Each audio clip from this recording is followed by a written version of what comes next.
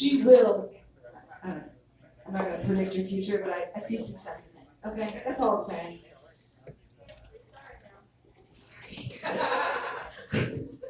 We used to live together. It's just mommy user 9s. It's fine. I was born and not raised. You know? Anyone else? Anyone else? Okay, good. Oh, good.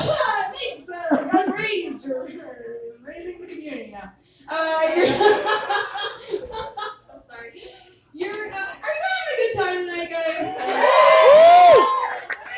feeling good. I love it. Make sure you guys attend your bar and wait staff. They're working hard for you. Your next comic coming up is relatively new as well, but also slaying it. Keep it going for Nick Jensen.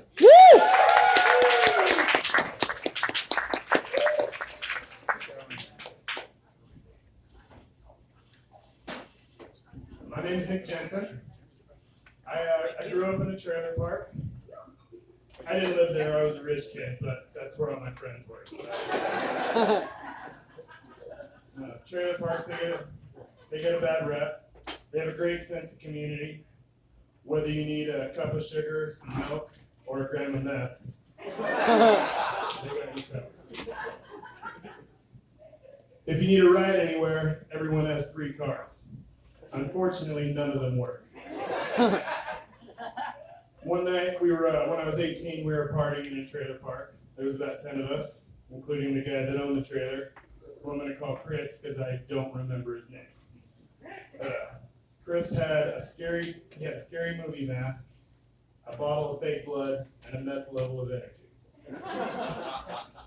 And he was trying his hardest to scare us for about an hour. It was more adorable than anything.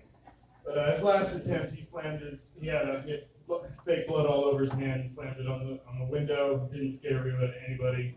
So I figured he needed help. So I came up with a plot. We went to the kitchen. He grabbed a knife, and I took a rag and I soaked it in fake blood. And then he chases me out of the trailer park. And as the truck was driving by, we staged the perfect murder. He grabbed me, he slit my throat. I took the rag, I squeezed out some fake blood, and this truck just comes to a screeching halt. So I figure eventually he's going to drive off. So I'm on the ground, and he's just repeatedly stabbing me, and this guy just keeps staring. So I realize it's not going to end. So I stand up and I take a bow, and then we run off. I figured the bow would make it clear that it was a joke. The number of cops outside the trailer park made it clear that it was not.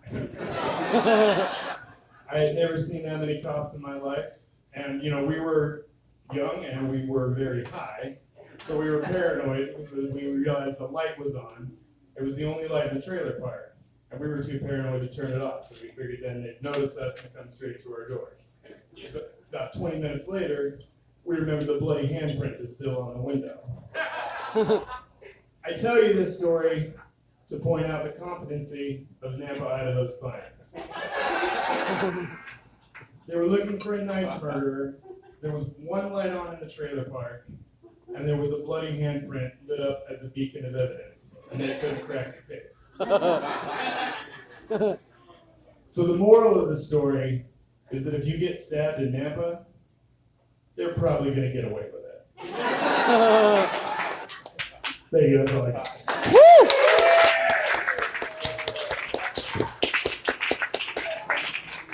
Nick Jensen, everybody. Keep it going for him. I like that joke. I have a Caldwell joke. I'm like, Caldwell, it's great. Anybody